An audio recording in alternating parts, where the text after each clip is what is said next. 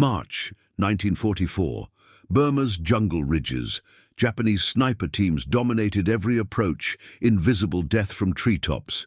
British infantry died before seeing their killers. Conventional counter-sniper tactics failed utterly. Then came orders that shocked veteran gunners. Turn anti-aircraft cannons earthward, point Bofors 40mm guns at the jungle canopy itself. What followed terrified an enemy who had never imagined such firepower directed at individual soldiers. This is how desperation birthed devastation. 0547 hours, 14th of March 1944. Imphal Kohima Road, northern Burma. Temperature 31 degrees Celsius before dawn. Humidity hung like wet wool. Lance Corporal Thomas Ashford pressed against red clay, counting bodies. 12 men dead in 4 hours. Not from artillery, not from machine guns. From invisible riflemen nested in 100-foot teak trees along the ridgeline. The pattern was mathematically precise and utterly demoralizing. British patrols advanced. Single shots cracked from canopy positions 200 yards distant. Officers fell first, deliberately targeted, then radio operators, then medics attempting rescue. Japanese snipers possessed supernatural patience, firing once, relocating through interconnected treetop pathways, firing again from entirely different positions.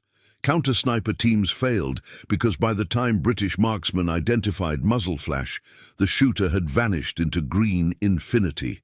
Major William Griffiths studied casualty reports with mounting horror. 14th Army advance toward Imphal was hemorrhaging 40 men daily to sniper fire alone. Not battle casualties, assassinations. His rifle companies were terrified to move in daylight. "We cannot see them, sir," his company sergeant reported, voice flat with exhaustion. "They own every tree above 30 feet. We own nothing." Conventional doctrine offered no solution. British sniper teams were competent, but faced impossible mathematics. One Japanese sniper positioned in dense canopy with 360-degree fields of fire could suppress an entire company.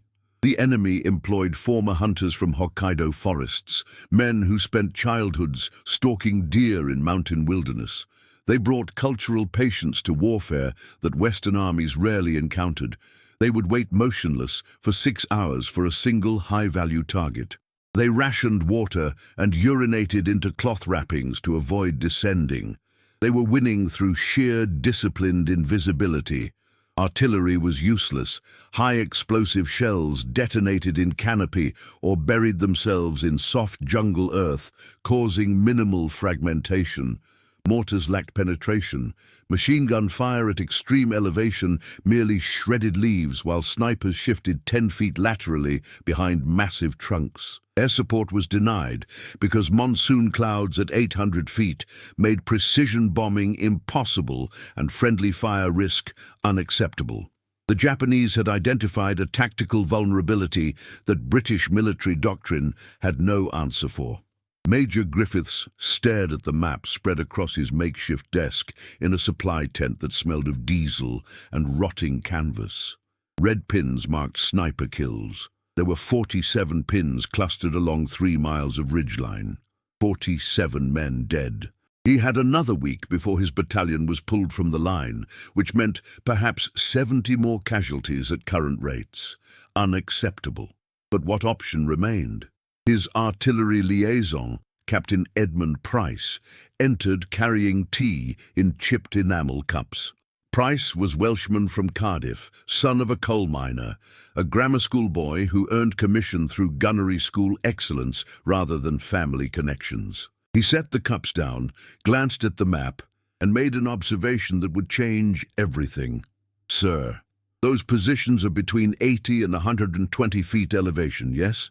Thereabouts. Why? Bofors' maximum depression is -2 degrees, but standard doctrine is horizontal or elevated fire for aircraft. Nobody trains them for ground suppression at high angle, but the mathematics work. 40mm high-explosive shells at 120 rounds per minute, fused for airburst. Those trees would become sawdust." Griffiths looked up slowly. "You are suggesting we use anti-aircraft guns as—what? Sniper rifles?" No, sir, as bloody great chainsaws, saturation fire, not precision, overwhelming volume, make every tree a death trap instead of a fortress. The idea was so fundamentally contrary to established doctrine that it felt almost mutinous. Beaufort's guns were strategic assets positioned around airfields and supply depots to engage Japanese bombers. Divisional command would never authorize redeployment for infantry support, except Griffiths knew someone who might. Lieutenant Colonel James Henderson commanded 23rd Anti-Aircraft Battery, and Henderson owed Griffiths a significant favor from Arakan campaign 6 months prior, when Griffiths had provided infantry screen during Japanese infiltration that nearly overran Henderson's positions. 3 hours later, Griffiths stood beside a sandbagged Bofors emplacement, watching crew prepare the weapon. The gun was Swedish-designed brilliance, 4-man crew, liquid-cooled barrel, magazine-fed, capable of sustained fire that could put 12 shells into a 10-meter radius at 1,000 yards. Sergeant Robert McLeod commanded the crew, a Glaswegian with 12 years' service who regarded the upcoming mission with visible skepticism. "Sir, we train for fast-moving aircraft. Hitting stationary trees seems wasteful. Sergeant, inside those trees are men killing my soldiers. I need you to make those trees uninhabitable. Can you do that?" McLeod looked at the jungle ridgeline, calculating angles and distances with professional precision. "Aye, sir, we can do that. We can do that very thoroughly indeed." 4:30 hours, 16th of March 1944. First position, 800 yards from target ridgeline. McLeod's crew worked in pre-dawn darkness illuminated only by hooded torches. Moving a Bofors required trucks, manpower, and 4 hours of brutal labor. The gun weighed over 2 tons. Its carriage chassis was designed for prepared positions, not muddy jungle tracks, where wheels sank 8 inches into red clay. They manhandled it forward, using timber rollers cut from bamboo, 20 men straining against ropes in humid darkness, while Japanese positions remained silent overhead. Every sound felt catastrophically loud. Metal scraped stone. Men cursed under breath, but the ridge stayed quiet. Perhaps the enemy assumed British forces lacked the audacity to position heavy weapons so close to contested ground. Perhaps they simply could not imagine what was coming. By 05:20 hours, the Bofors was emplaced behind a hasty earthwork barrier. Ammunition was stacked in ready magazines, high explosive shells with timed fuses set for 0.8 seconds, designed to detonate inside the target canopy rather than on impact. McLeod calculated the geometry meticulously. Elevation, 35 degrees. Range, 790 yards. Fuse timing adjusted for shell velocity and target height. The mathematics were unfamiliar because doctrine never imagined this application, but physics remained physics. The crew consisted of 4 men. Gunner Thomas Wright from Manchester handled traverse and elevation. Loader Patrick O'Brien from Belfast fed magazines. Fuse setter David Evans from Swansea adjusted detonation timing. McLeod commanded and observed. They had trained together for 18 months, achieving mechanical rhythm where individual roles blurred into collective efficiency. On good days, they sustained 100 rounds per minute. Today needed to be a very good day. At 5:45 hours, exactly as British infantry began advancing along the valley floor below, McLeod gave the order. Target, jungle canopy, grid reference 847332, high explosive timed fuse, rapid fire, commence. The Bofors roared. The sound was unlike anything the jungle had absorbed before, not the crack of rifles or the thump of mortars, but a mechanical thunder that rolled across ridgelines in continuous waves. 40mm shells departed the barrel at 850 meters per second, each round weighing nearly 2 pounds. They climbed in flat arcs, penetrated the canopy, and detonated in sequences so rapid they sounded like a single extended explosion. Trees disintegrated, not fell, disintegrated. 100-foot teaks that had stood for decades exploded into splinters as high explosive shells detonated inside their structures.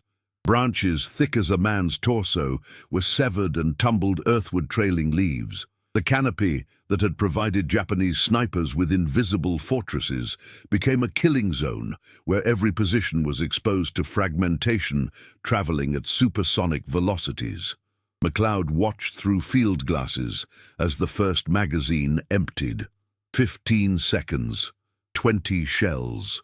A section of ridgeline 50 meters wide simply vanished under a curtain of explosions.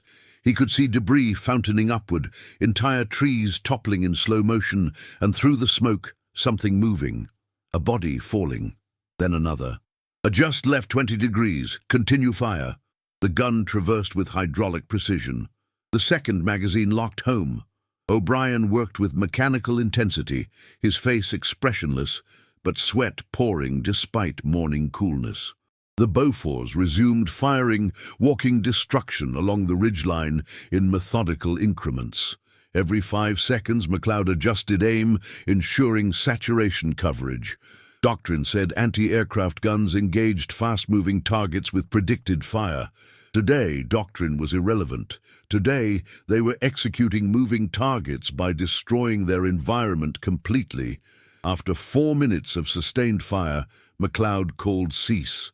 The barrel glowed red despite cooling system. 240 rounds expended, 6 magazines. The jungle ridgeline looked as though artillery bombardment had struck it, except the destruction was surgical, confined to the specific elevation band where snipers positioned themselves. Below, primary jungle remained intact. Above, nothing remained but shattered trunks and smoking debris. The British infantry advance had stopped, men staring upward in shock. For 3 days, they had crept through that valley expecting death from above. Now silence, then incredibly cheering. Soldiers who moments before had been terrified to move were standing upright, shouting, waving helmets. Not a single shot had come from the ridgeline. Major Griffiths arrived at the gun position 30 minutes later. His face was unreadable. McLeod stood to attention, uncertain whether congratulations or court-martial awaited. Griffith said nothing for a long moment, staring at the devastated ridgeline through binoculars. Finally, "Sergeant McLeod, how many rounds do you have remaining?" "Sir, approximately 800 rounds available at depot." "Then I suggest you prepare for a very busy week. I need 3 more positions identified by nightfall. We are going to clear this entire valley." Word spread through infantry companies with electric speed. The terror that had paralyzed them for days evaporated. Soldiers who had refused to advance without overwhelming cover now moved with confidence because they knew the canopy could be erased. The Japanese still held their positions elsewhere, still possessed their supernatural patience and marksmanship, but the fundamental equation had changed. British forces no longer fought an invisible enemy.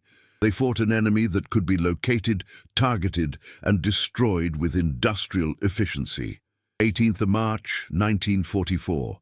Japanese command post, 4 kilometers northeast. Captain Hiroshi Takeda read the intelligence report 3 times, unwilling to believe its contents. His sniper teams were elite. 42 men selected from veteran infantry, trained for 6 months in dedicated school, equipped with Type 97 rifles and specialized optics. They had inflicted 200 British casualties over 3 weeks. They were winning. Now, 12 men missing. 4 confirmed dead recovered from ridgeline positions. The survivors reported something unprecedented: artillery that specifically targeted individual trees, shells that exploded inside canopy, sustained fire that made remaining in position impossible. Takeda knew British artillery capabilities: high explosive shells, mortars, aerial bombs.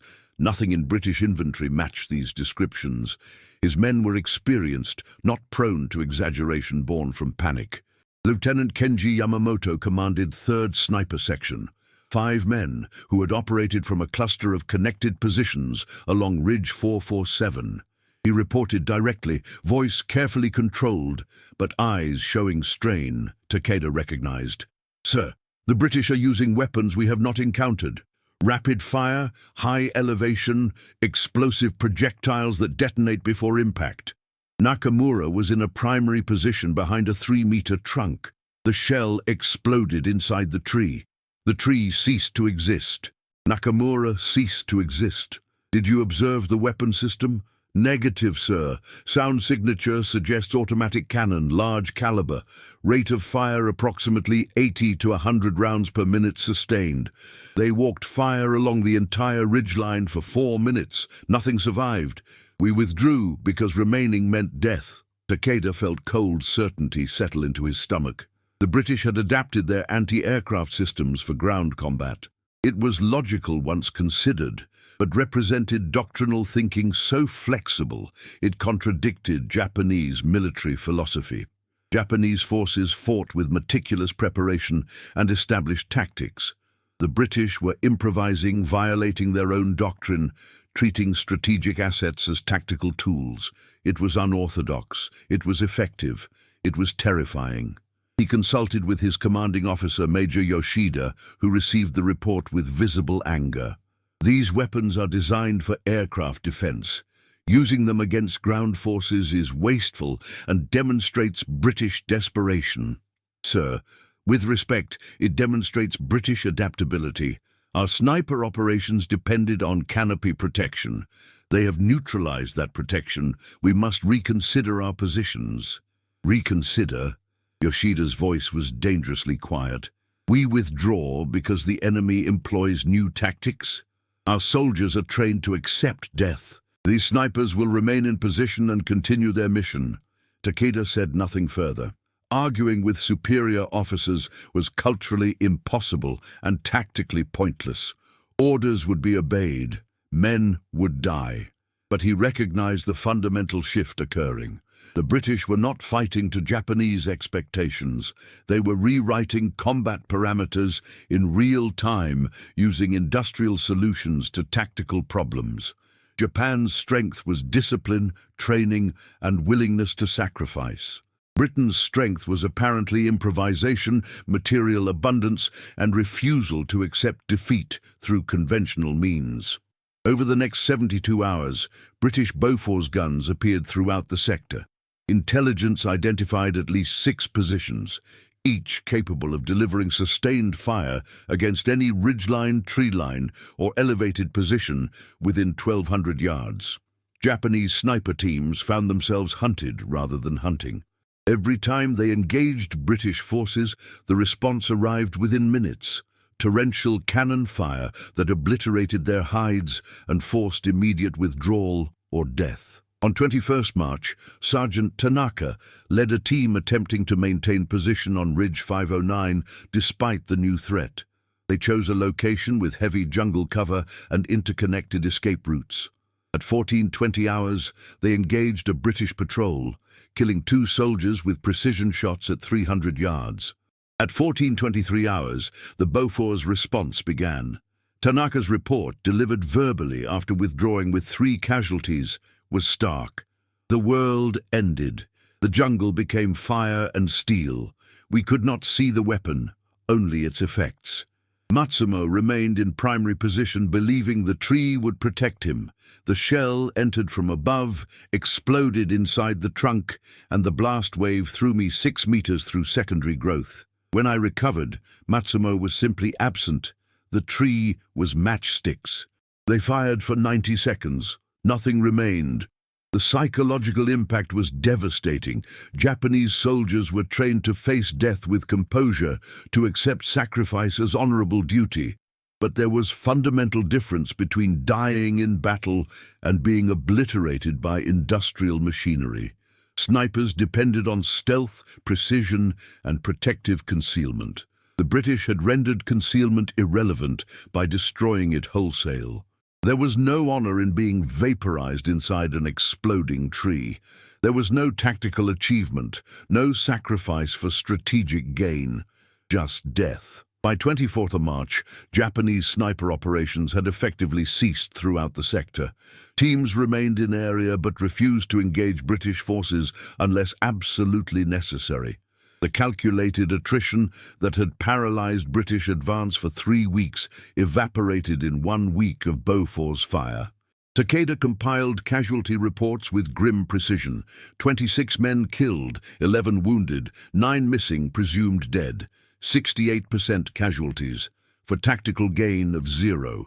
The British advance resumed at full pace. 12th of May 1944, 14th Army Headquarters, Imphal. The monsoon had arrived, turning roads into rivers and the battlefield into amphibious nightmare, but the Japanese offensive had stalled, then broken. British and Indian forces were advancing, despite conditions that should have made movement impossible. And throughout the command structure, a quiet revolution was occurring in tactical doctrine. Major Griffiths, recently promoted to lieutenant colonel, briefed senior staff on operation statistics. The numbers told a story that transcended individual battle. Sirs, from 16th March to 30th April, we employed 8 Beaufort's 40mm guns in direct ground support role, primarily counter-sniper operations. Total rounds expended, 18,400. Confirmed enemy casualties, 183 killed, estimated 200+ wounded. British casualties to sniper fire during same period, 14 killed, previous 6-week period with conventional tactics, 287 killed.